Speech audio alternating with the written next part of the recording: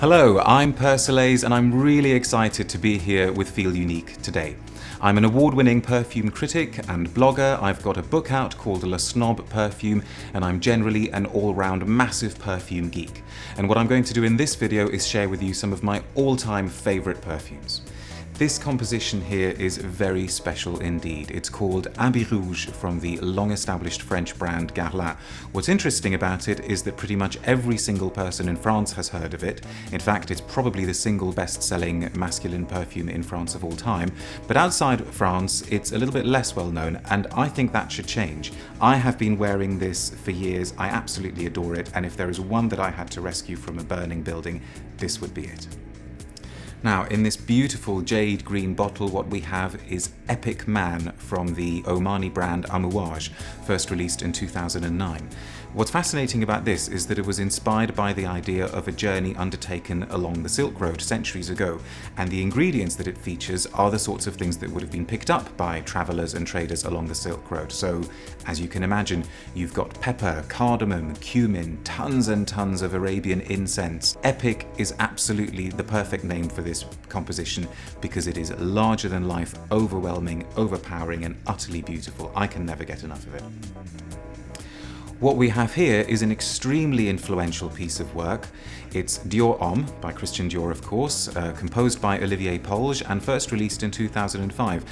Because it features notes that are traditionally associated with female perfumes, so I'm talking cinnamon, very, very sweet notes, vanilla, baked fruit, baked apples, plums, things like that, it came as a bit of a shock. But of course, what it was doing by presenting a feminine facet was making a very, very, very clever statement on 21st century masculinity, because it has woody notes as well, but alongside the female notes, it is basically a modern guy who is comfortable in his masculinity, but also very much in touch with his feminine side. And that's what makes it such a compelling, interesting piece of work.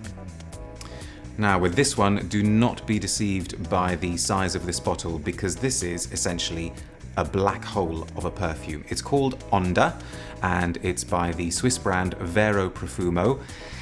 And the central ingredient in this is vetiver, which doesn't tell you very much if you don't know what it smells like, but if you can think of some kind of a combination of licorice and a bonfire and smoke and charcoal, all wrapped up in kind of suggestions of muddy grass, and absolutely must be tried and smelt to be believed.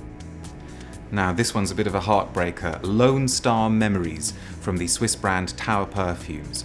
At the beginning of this scent, you've got a cowboy sitting around a campfire after a long day on the ranch, fires burning, coffee's brewing, and then he goes home and washes off all of the day's grime with some beautifully geranium-scented soap. So you've got the harsh outdoorsiness at the beginning going into this soft, soft, romantic base at the end. It's utterly, utterly gorgeous, and I probably wear it more often than most of the other scents in this collection.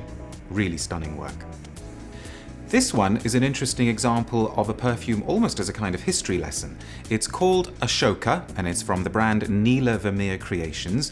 And if any of you are aware of the story of the Indian historical figure Ashoka, you will know that essentially he went from being quite a brutal warrior to a man of peace and spirituality. And that journey is really beautifully reflected in this perfume, because it starts off quite violent and explosive with incense and spices, and then it becomes really tranquil and serene and inward looking with sandalwood and a beautiful note of fig shooting through it all. Now, take a step back, because this is potent stuff. It's Naima from the French brand Gala, traditionally marketed at women, but you don't need to worry about that because guys can easily wear it as well. I wear it. Sometimes I actually just like to smell it because it's that gorgeous. It is widely considered to be one of the most astonishing rose compositions ever poured into a bottle. You spray it and then suddenly it's like you're falling into this endless undulating carpet of rose petals with pepper and honey and spices falling over themselves, sucking you in, completely and utterly hypnotic.